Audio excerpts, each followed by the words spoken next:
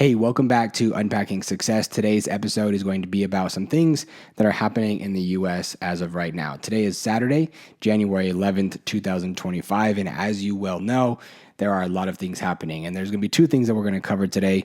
Number one, I just want to send my thoughts and prayers to the Los Angeles, California area. The wildfires are out of control. People are losing land, they're losing their properties, their homes, and it is horrific. And so I just wanted to send you my prayers and send you my thoughts and send that area my thoughts and prayers because it is just devastating what is happening. And it's really sad because it's everything that we're seeing on the news right now. It's everything that we're seeing on social media. And so I just wanted to take a moment and send my thoughts and prayers to that area.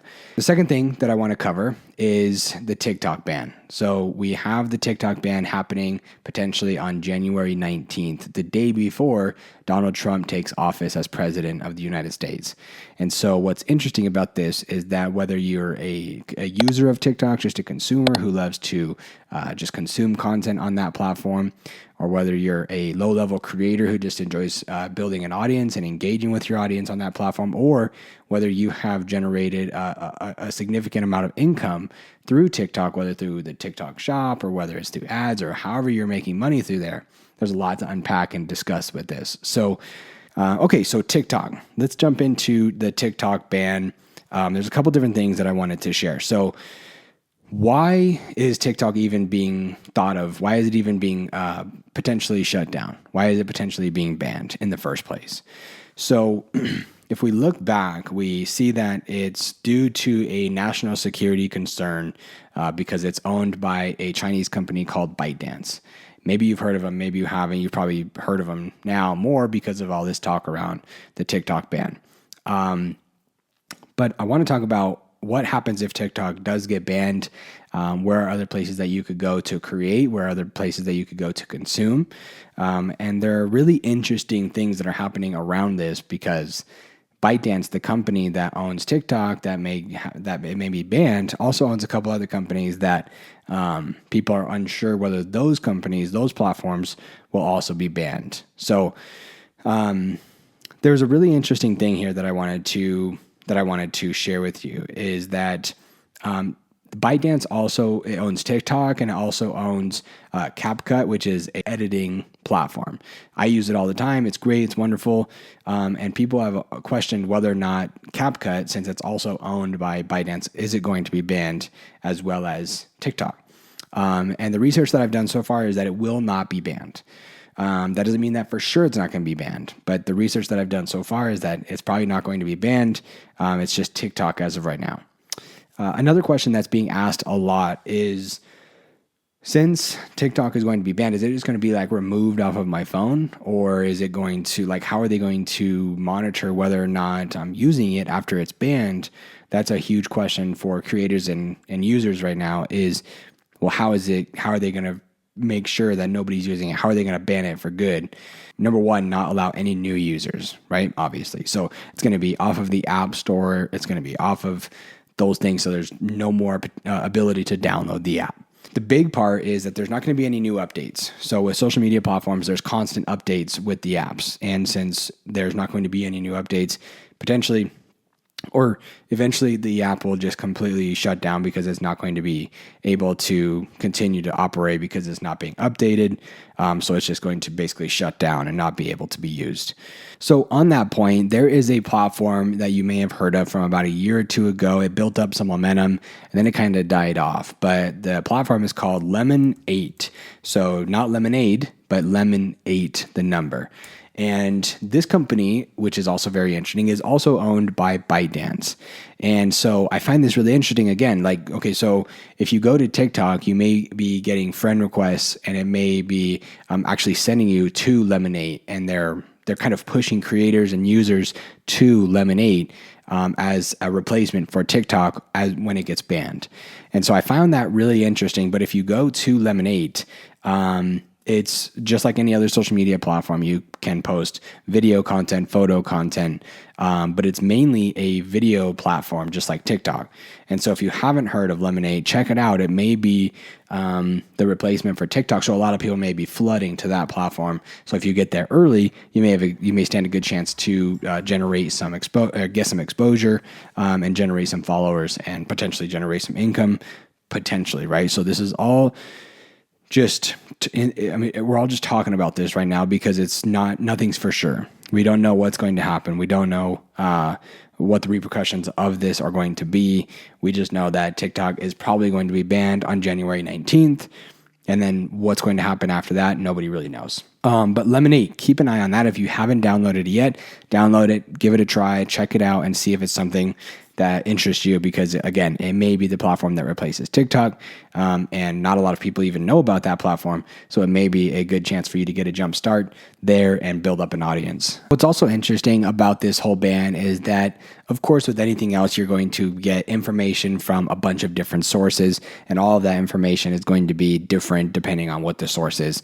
And I also took note of this article here from NBC that talked a little bit about some of the debating and arguing that was going on between TikTok's attorneys and the Supreme Court of the U.S., just discussing, is it a violation of free speech? Is it not? And different things. And so here, the company's TikTok's attorney, Noel Francisco, actually came out and said that if no sale takes place to sell TikTok to a U.S. company so that it can still operate in the United States, then most likely it would go dark in America. So as I said earlier, it's not going to necessarily go off of your phone. It's not going to just be deleted from your phone. But if you go to the platform, according to Noel Francisco, TikTok's attorney, it probably will just go dark and you won't be able to access or use it or create content or consume content on that platform. To me, you guys, to be honest, this is really interesting and exciting, because like, when was the last time we've seen something like this happen? It's been a minute for sure. So this is going to be interesting to see how this plays out in just a week or so, because again, we haven't seen something like this. So it's kind of crazy. So another thing that's kind of crazy is that there have been warns of consequences if the Supreme Court allows the bans. And so I wanted to walk through that. I actually just got an update this morning that was talking about some of the broad consequences if the Supreme Court allows this ban. And so this is interesting to me. Again, this is why I'm sharing this. Hopefully it's interesting to you.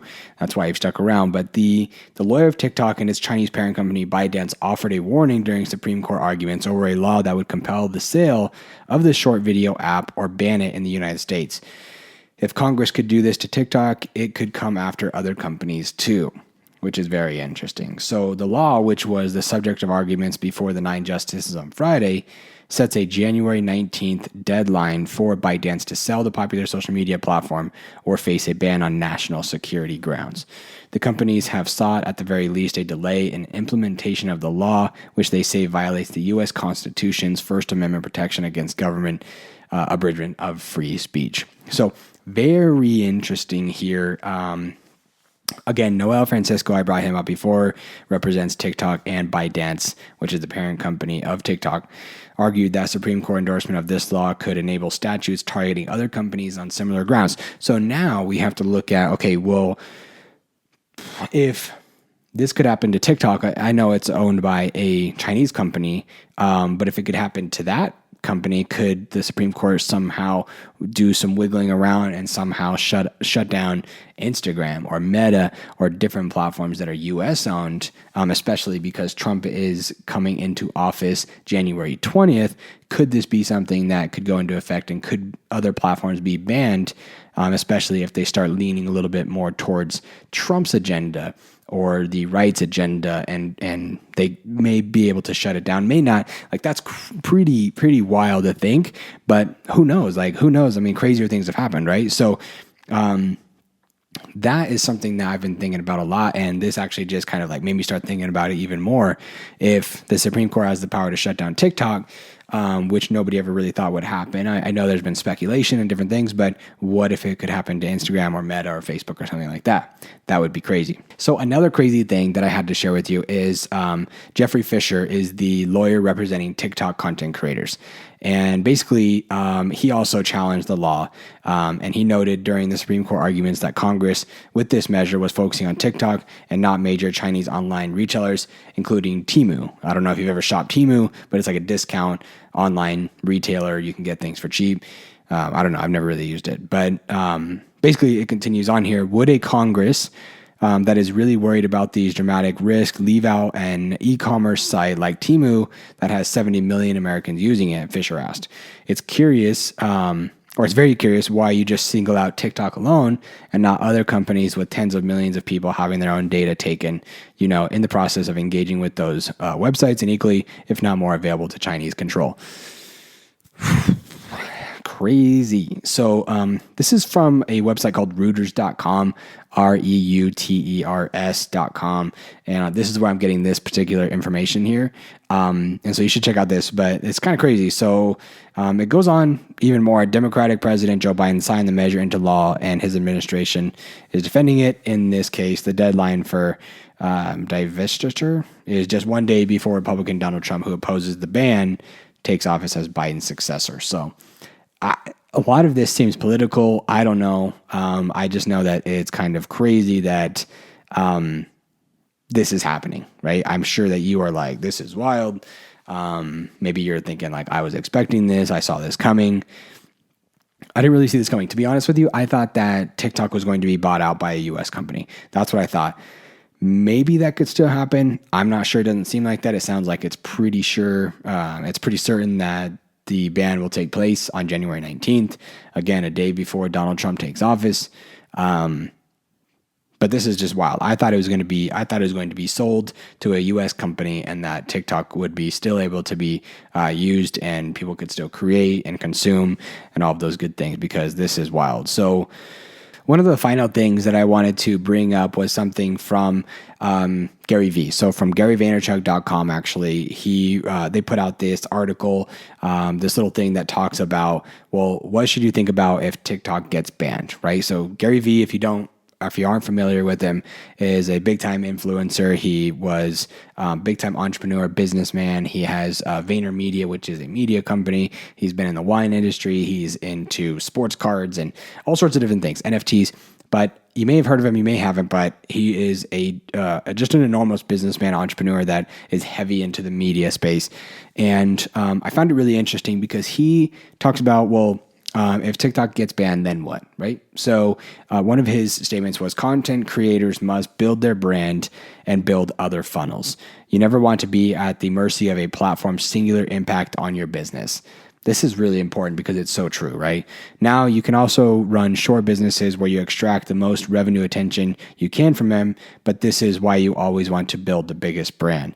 You want to build multiple things. I highly recommend you build out of different places, right? So this kind of goes into something that I've been talking a lot about lately to people that are talking to me about the TikTok ban, and we have discussions around it and everything else. This is such great advice, and it's hard for people because some people just really dive in and invest their time and energy into one platform, into one thing, which a lot of times people have given that advice. And honestly, it could work for a while if the platform doesn't go away like this. So like if you've invested a lot of time and energy into Instagram, then you're probably good, but who knows? Maybe the Supreme Court will try to ban that platform at some point. You never know. So, to his point, I highly recommend you build out of different places. And so, and this doesn't have to necessarily mean social media. It could mean an email marketing campaign where you're just where you have a solid plan with email marketing, to where if social media goes away, you have a solid email plan. But in this case, it could be you have a strong presence on Facebook, on Instagram, on Lemonade, on Threads, on X, on Facebook, on Instagram. All of the different platforms you're building so that you can reach different audiences, and you always have different funnels to reach people, so that if one platform goes away, you still have other platforms where you can make an impact and continue talking to your audience. So I really like this advice that he gives. And this is another thing too, is that he's talking about that the fact that everybody's talking about the TikTok ban. He's been talking about this, and it's kind of the same old thing. So like whether it's the market that changes a platform, Vine gets bought out by Twitter. That's a business market dynamic that changed Vine's career and history, or whether it's another platform making a change like Instagram, creating stories, which changes the Snapchat game, or whether it's market conditions or political conditions. China and India's tension leads to it being banned there, and America and China's tension is leading to a lot of the scenarios that we're looking at now. Platforms change. And then he says one more thing. Please understand this. The people like Charlie D'Amelio and all the other creators that crushed on TikTok, I see a lot of jokes on social media like, now what? LOL. What do you mean, now what? They've exploded on every other platform because they've taken that action. Where do you think all that attention goes if TikTok actually gets shut down? It goes to all the other places. Those eyeballs, those minutes, those hours, they go to TV, or they go to audio and podcasts, or they go to Instagram Reels or Dubmash or Triller. The attention always goes somewhere else. So this is amazing advice for us who are worried about the TikTok ban. The attention always goes somewhere else. And so keep that in mind as we approach January 19th. It's going to be very interesting. It's going to be exciting to see what happens. Again, if you made a ton of money on TikTok and that is where the majority of your income comes from, I feel for you. I'm sorry that this may happen. But just take Gary Vee's advice and start creating on other platforms so you can start gaining attention on other platforms and start doing the same thing that you did on TikTok somewhere else. And I know it's going to be different. You're going to say, oh, it's not the same thing. It doesn't have the same features, whatever. The attention goes somewhere. So I think that we should stop crying and complaining about it and move towards somewhere else that the attention could be going. Lemonade may be a contender for the replacement of TikTok. Who knows? But Instagram is a good bet. Facebook Reels are a good bet.